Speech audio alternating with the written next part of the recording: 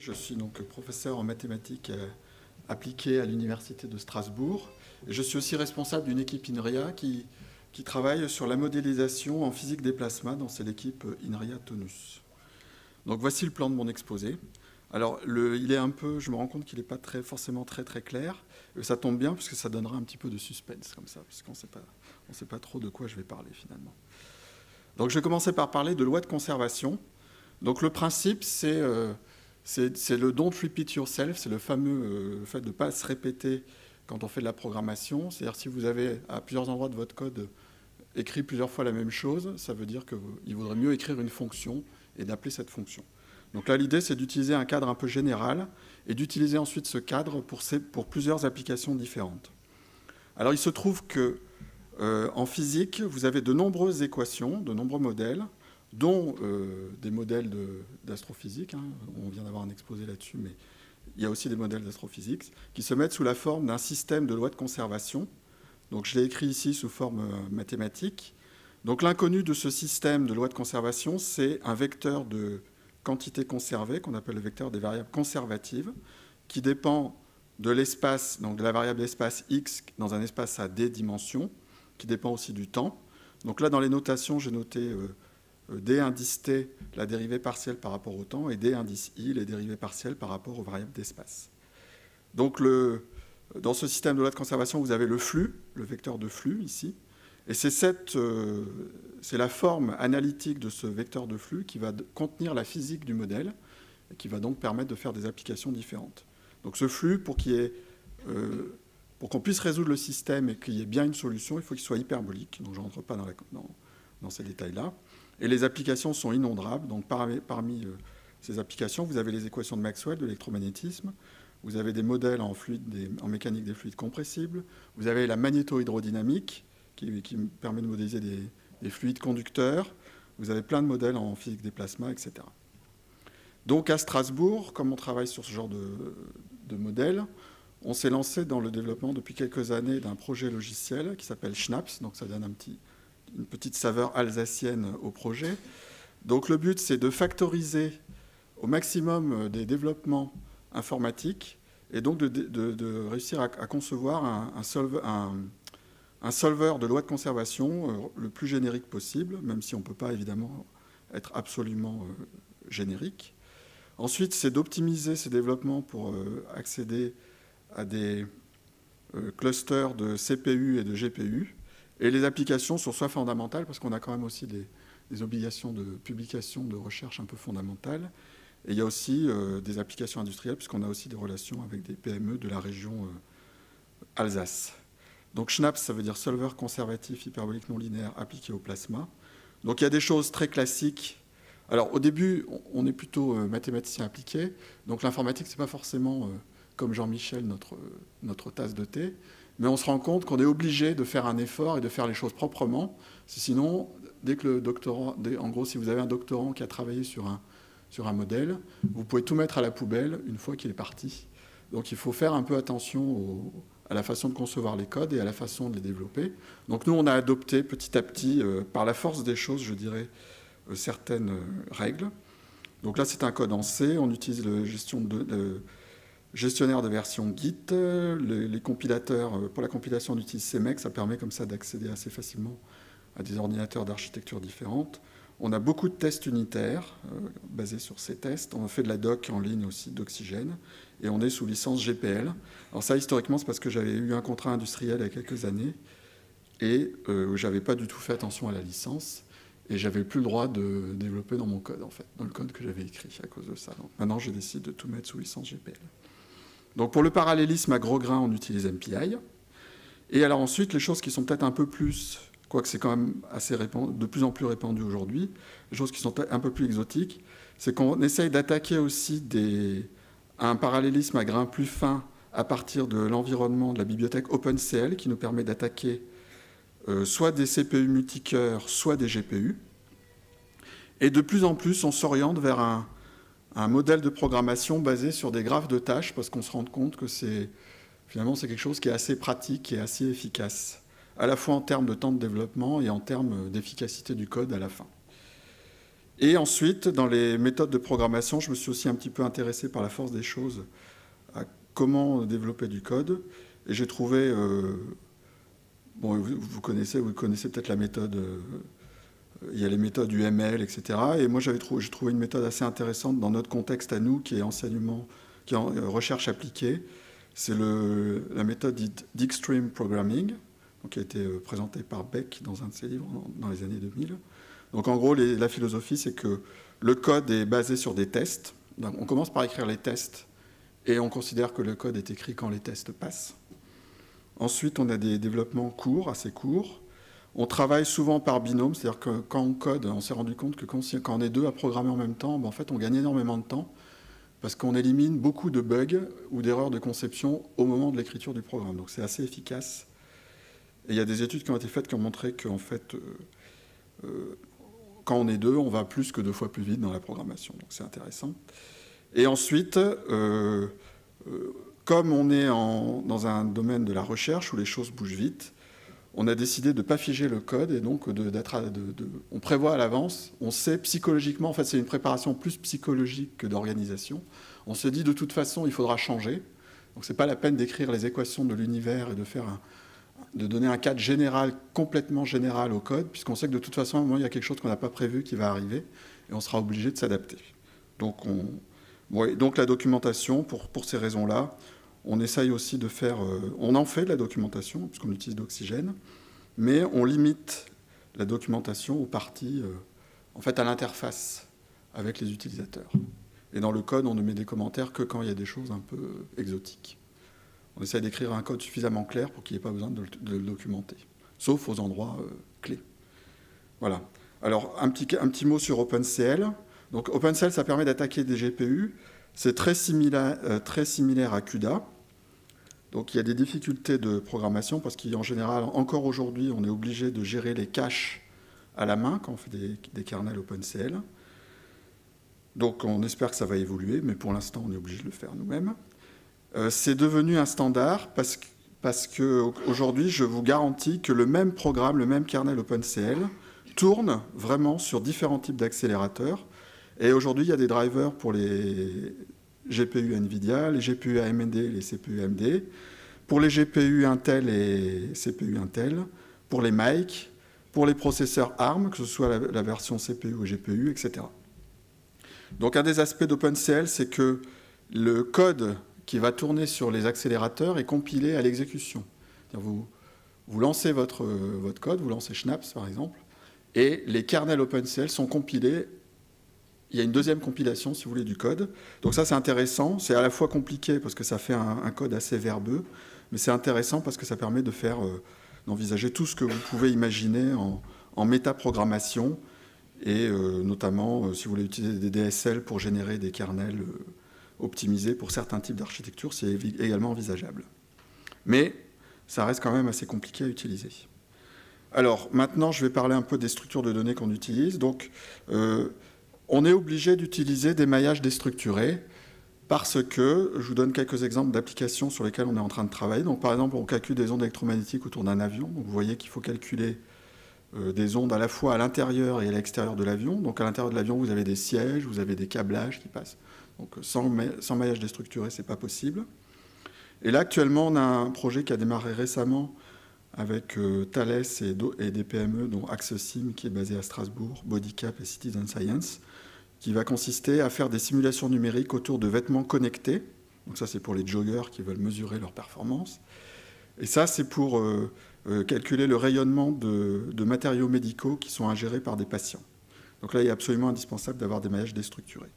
Donc nous, l'approche qu'on a suivie, c'est l'approche qu'on appelle l'approche du macro-maillage. Donc ce qu'on va essayer de faire, c'est de décrire la géométrie sur laquelle on veut calculer par un maillage le plus grossier possible. Et ce maillage il sera constitué d'hexaèdres courbés, afin de représenter la géométrie au plus près. Et ce macro-maillage va être connu par tous les nœuds MPI. Donc il faut qu'il soit le plus grossier possible, sinon vous allez consommer de la mémoire. Et alors ensuite, évidemment, pour avoir la précision, on est obligé de raffiner le macro-maillage. Donc chaque macrocellule est elle-même découpée en des sous-cellules de taille H. Et l'intérêt de cette approche, c'est qu'on n'est pas obligé de stocker la connectivité des sous-cellules, donc ça permet de faire des économies de mémoire.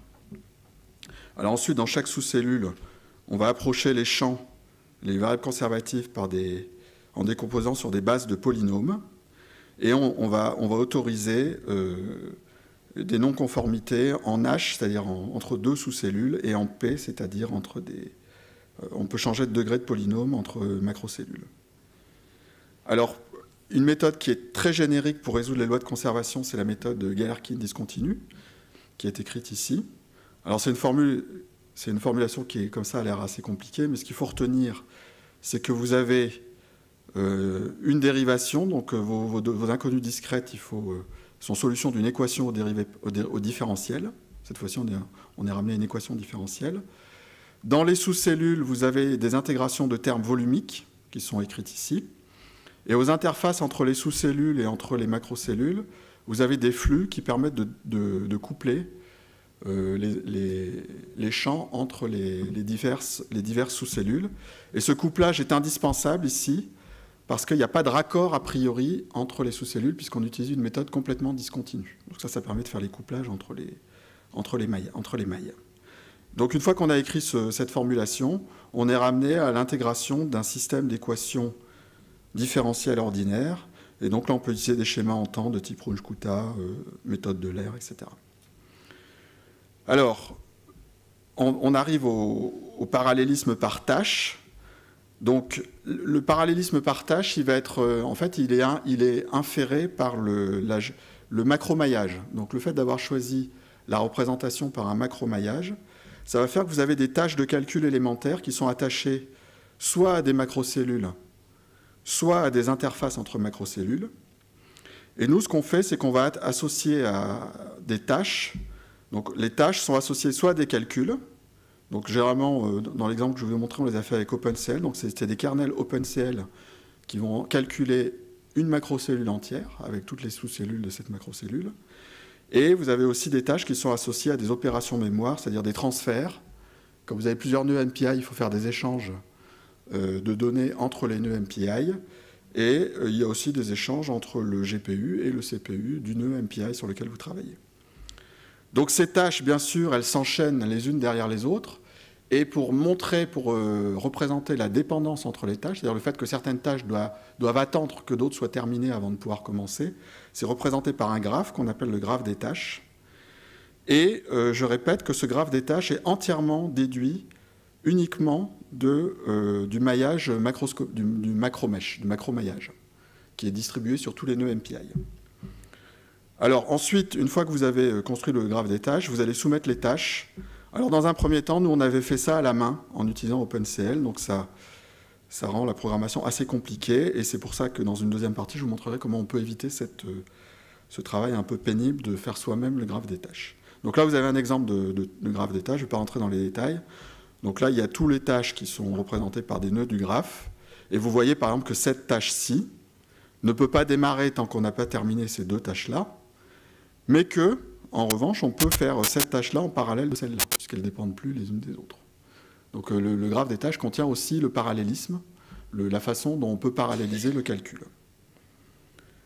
Donc là, je vous donne des résultats qu'on a fait dans un cas de simulation d'équation de Maxwell. Donc on a pris un gros maillage qui ne tient pas sur 8 GPU. Donc on a pris des accélérateurs de type NVIDIA K20, donc sur un réseau InfiniBand. On a fait des calculs Maxwell et on a regardé ce qui se passait quand on soumettait le graphe des tâches de façon séquentielle. Et on attend à chaque fois que chaque tâche soit terminée avant d'attaquer celle d'après, ou si on autorise un asynchronisme entre les tâches. Donc on voit que là, effectivement, avec 8 GPU, par exemple, on arrive à gagner un facteur très intéressant en rendant le parcours du graphe des tâches asynchrone. Voilà. Et là, vous avez des exemples de calculs sur un avion complet. Donc vous avez l'ordre de 3 millions d'hexaèdres courbés. Dans chaque hexaèdre, vous avez, comme vous avez des polynômes de degré 3, 2 ou 3, vous avez beaucoup plus d'inconnus que de nombre d'hexaèdres. Donc là le nombre d'inconnus, c'est de l'ordre de 1 milliard d'inconnus par pas de temps. Et il faut mailler l'intérieur et l'extérieur de l'avion. Et il faut aussi utiliser des modèles de loi de conservation différents suivant que vous êtes au bord de l'avion. Donc là, on résout les équations de Maxwell. Et si vous êtes loin de l'avion, on utilise des conditions limites transparentes de type PML qui font changer le système de loi de conservation. Donc là, je ne rentre pas dans les détails. Et donc, on a réussi à comparer cette méthode Galerkin discontinue avec une méthode différence finie sur un maillage très très fin, et on obtient à la fois des bons résultats en termes de précision et en termes de performance. Alors maintenant, je passe à la deuxième partie de l'exposé. Ça tombe bien. Donc, avant de parler de StarPU, je vais d'abord faire une petite digression sur les schémas cinétiques, et notamment, je vais expliquer pourquoi il est important. En gros, la partie StarPU, on l'a appliquée à la résolution d'une équation de transport, et je vais justifier d'abord pourquoi il est important de résoudre des équations de transport. Donc pour ça, je vais introduire une classe de loi de conservation un peu plus restrictive que celle que j'avais donnée au départ, qui est les lois de conservation de type cinétique. Alors pour ça, pour construire ces modèles cinétiques, on fait une analogie avec la dynamique des gaz vue sous forme microscopique, et on va considérer que les grandeurs macroscopiques qui nous intéressent, donc les variables conservatives, sont connues à partir de grandeurs microscopiques. Donc la grandeur microscopique est donnée par une fonction de distribution, f, qui dépend de l'espace, x, d'un espace d'une variable de vitesse v qui appartient aussi à Rd et du temps. Donc ça, c'est une variable scalaire. Et on va reconstruire à partir de cette variable scalaire des inconnus macroscopiques à partir de ce qu'on appelle un vecteur de collision qui dépend de v. Donc w qui dépend de x et de t, c'est l'intégrale par rapport à v de la fonction de distribution multipliée par le vecteur de collision et intégrée par rapport à v. Donc ça, c'est classiquement ce qu'on obtient en dynamique des gaz. Donc f, c'est la fonction qui compte combien de particules vous avez à la position x qui ont la vitesse v à l'instant t. Et vous reconstruisez à partir des moments en vitesse les variables macroscopiques, donc la masse volumique, la quantité de mouvement et l'énergie de votre fluide macroscopique. Alors, il se trouve qu'on va définir ce qu'on appelle les maxwelliennes. Donc la fonction maxwellienne, ça va être une fonction de distribution pour lesquelles on connaît les variables macroscopiques. Donc on a une fonction de distribution dont on connaît les paramètres macroscopiques, et on va maximiser une entropie sous contrainte que ces variables macroscopiques soient connues. Donc ça, c'est ce qu'on appelle second principe de la thermodynamique, qui dit qu'à l'équilibre, on doit obtenir le maximum de l'entropie. Donc ça vous donne une fonction de distribution d'équilibre qu'on va appeler la maxwellienne. Et ensuite, au niveau microscopique, la fonction de distribution, elle vérifie une équation de Vlasov qui a été écrite juste avant par Jean-Michel. Donc dans tout ce qu'il nous a dit, il y avait au milieu de son exposé l'équation de Vlasov qui est écrite ici. Donc c'est une équation de transport dans l'espace xv avec un retour vers l'équilibre qui ici, donc c'est l'application du second principe de la thermodynamique. Alors ce formalisme qui est issu de la physique, en fait, vous pouvez vous dire, en fait, je vais garder ce formalisme-là, mais je ne vais pas forcément me baser sur la physique. Et je vais m'intéresser à des lois de conservation qui s'écrivent comme ça. Donc en gros, quand on retourne rapidement vers l'équilibre, l'équation de Vlasov que j'ai écrite ici, elle se ramène à un système de lois de conservation dont les variables conservatives, c'est ça, ils sont écrits ici, je vous avais écrit, c'est l'intégrale de f contre le vecteur de collision. Et le flux est donné par des intégrales de la maxwellienne contre le vecteur de collision multiplié par les vitesses. Et le terme source est aussi calculé à partir des maxwelliennes. Donc l'idée principale des schémas cinétiques, c'est que si vous avez un solver numérique efficace pour résoudre l'équation de transport scalaire, eh bien vous avez naturellement un solver pour résoudre des équations, des lois de conservation issues de l'interprétation microscopique. Donc ça, c'est une idée qui remonte aux années 80. Je pense que le premier à avoir utilisé ces idées-là, c'est Deshpande, qui est un ingénieur indien que j'ai rencontré dans les années 80, qui avait eu l'idée d'utiliser cette approche pour résoudre les équations de la mécanique des fluides compressibles. Alors ce formalisme-là, au début, il est basé sur des idées physiques, mais en fait, on se rend compte que si on s'affranchit de l'interprétation physique, on peut aussi l'appliquer à des cas où ce n'est pas du tout naturel physiquement. Par exemple, il y a des applications à la magnéto-hydrodynamique et même aux équations de Maxwell. Donc, les équations de Maxwell, il y avait Philippe Villedieu, il y a quelques années, qui avait proposé une interprétation cinétique des équations de Maxwell. Alors, je vous donne un exemple. Donc, bien sûr, c'est la mécanique des fluides, le premier exemple. Donc là, c'est tout simplement on revient à l'interprétation de la dynamique des gaz de Boltzmann, mais on n'est pas obligé d'utiliser des maxwelliennes physiques de Boltzmann. On peut utiliser des maxwelliennes généralisées, donc c'est ce qui avait été proposé par Pertham. Par exemple, ici, vous avez une maxwellienne qui prend deux valeurs seulement, soit 0, soit une valeur constante, qui est donnée par les paramètres macroscopiques du fluide. Voilà. Alors, vous avez d'autres exemples. Donc, le problème de l'équation de Blasov, c'est qu'elle est écrite dans un espace, a priori, à 6 dimensions. Vous avez la variable x et la variable de vitesse, donc ça peut coûter très très cher en temps de calcul, sauf si vous arrivez à réduire au maximum la dimension de l'espace des vitesses. Donc la question qu'on se pose, c'est comment est-ce qu'on peut faire pour réduire au maximum la dimension de l'espace des vitesses. La réponse, c'est d'utiliser des schémas lattice-Boltzmann. Je vais donner un petit exemple en mécanique des fluides. Donc si vous considérez par exemple les équations de la mécanique des fluides barotropes compressibles, qui sont écrites ici, donc là vous avez conservation de la masse, conservation de la quantité de mouvement, et la pression est une loi de pression isotherme, donc elle ne dépend pas de l'énergie interne. En fait, vous pouvez trouver une interprétation cinétique de ces équations où l'espace des vitesses n'a que 9, est un espace discret où il y a 9 vitesses différentes en 2D. Donc là, vous avez un espace des vitesses où vous avez simplement 9 vitesses différentes. Donc en gros, si vous appliquez un schéma cinétique, vous aurez 9 équations de transport à résoudre. Et ensuite, vous êtes capable de reconstruire votre maxwellienne par cette formule-ci, là, qui fait intervenir uniquement les valeurs de la fonction de distribution sur les 9 points de la grille en vitesse. Et ça, on peut démontrer que ce système-là, ça résout les équations que j'ai écrites précédemment sous une hypothèse de faible Mach. Donc, résoudre l'équation de transport, c'est intéressant. Et on va le faire avec une méthode de Galerkin discontinu. Mais comme les méthodes de Galerkin discontinu explicites sont contraintes par un pas de temps qui peut devenir très embêtant, surtout pour certaines applications, on va écrire cette fois-ci un schéma Galerkin discontinu pour l'équation de transport implicite. Donc vous voyez, j'ai écrit la même équation que tout à l'heure. La dérivée en temps est discrétisée par des différences finies en temps. Et vous avez les mêmes termes ici que tout à l'heure, sauf que là, j'ai explicité le flux numérique qu'on va utiliser pour résoudre l'équation de transport, qui est elle aussi un système de loi de conservation réduit à une seule variable. Et donc la difficulté ici, c'est que pour calculer la solution à l'étape n, au temps n, vous avez besoin de résoudre un système implicite où, a priori, on a un système linéaire à résoudre à chaque pas de temps qui peut coûter cher. Alors là, on va utiliser explicitement la structure de l'équation de transport. Parce que comme les choses se propagent dans le sens de la vitesse de transport, donc imaginez par exemple, vous avez un maillage ici de macrocellules que j'ai fait très simplifié pour exprès.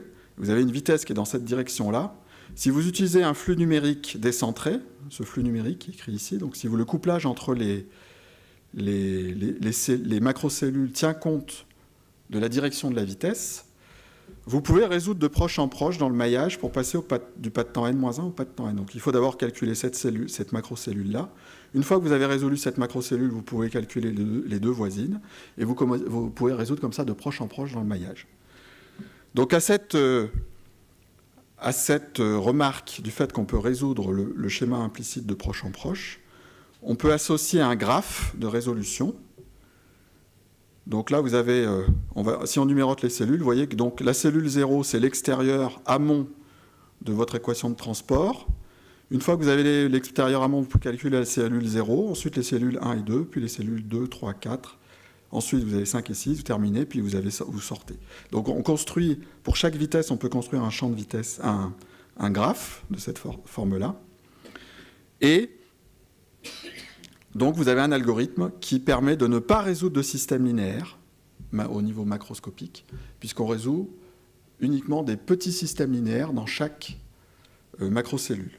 Donc l'algorithme est suivant. On commence par faire un tri topologique du graphe que j'ai indiqué sur le transparent en avant.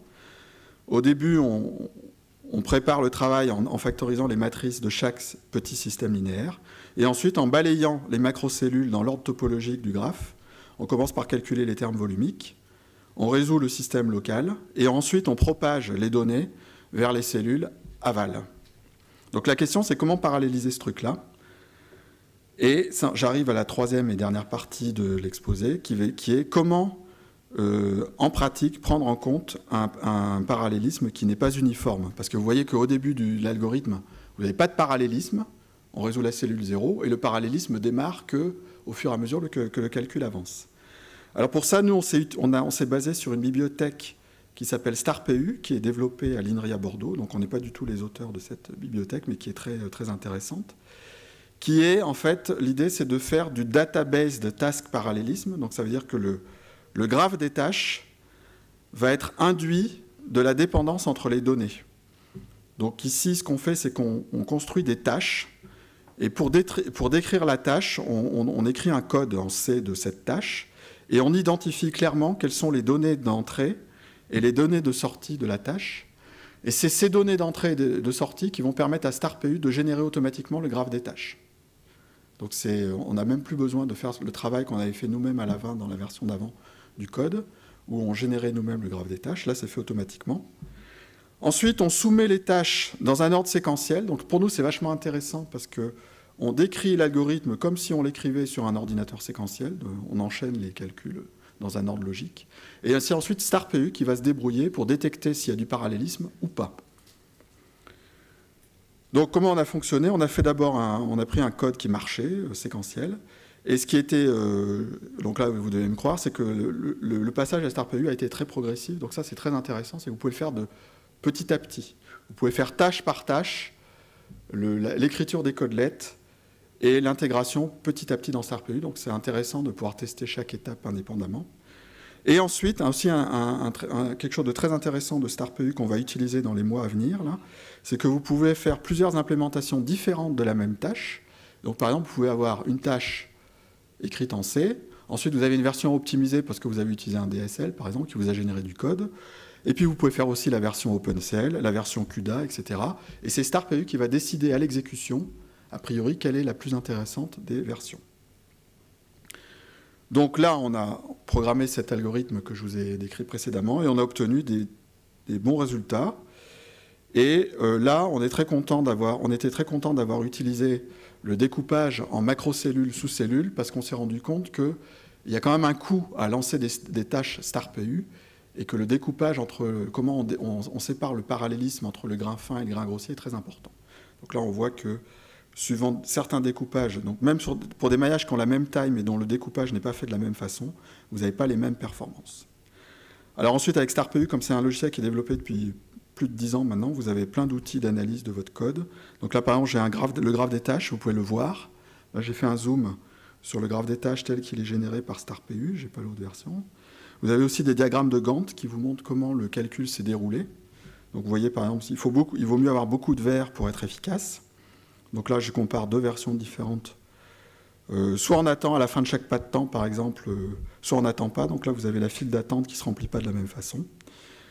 Et donc, en conclusion, on a été très content de notre expérience avec StarPU. Donc j'arrive à la conclusion de mon exposé, en avance sur le timing. En tout cas, je suis à 28 minutes 30 secondes. Et donc, à la fin de tout ça, je vous donne ma philosophie actuelle sur la façon de concevoir des logiciels. C'est ma philosophie à moi, vous n'êtes pas obligé de la partager. Donc en gros, les mathématiques sont utiles parce que ça permet d'utiliser un cadre abstrait général et ensuite de l'appliquer à plusieurs types d'applications. Donc si vous n'avez pas envie d'utiliser le mot mathématique, vous pouvez aussi dire abstraction. L'abstraction est utile. Ensuite, je trouve que l'approche extreme programming, c'est pas mal aussi, parce que ça permet d'éviter de concevoir des logiciels qui imposent un univers rigide aux gens qui vont travailler dedans. Donc quand vous faites de la recherche ou de la recherche appliquée, il faut être souple, pouvoir s'adapter à des nouvelles idées, à des nouvelles méthodes qui apparaissent. Donc si vous avez un cadre trop contraint dans lequel vous voyez les algorithmes, vous allez être bloqué à un moment. Donc il faut essayer de rester le plus souple possible. Et le extreme programming, c'est une méthode qui est pas mal pour s'adapter à ça. Et enfin, je deviens un adepte de plus en plus du database, du parallélisme par tâche basé sur les données, parce que ça permet de migrer progressivement vers le parallélisme hybride en attaquant des architectures assez compliquées et sans trop se compliquer la vie. Et merci de votre attention.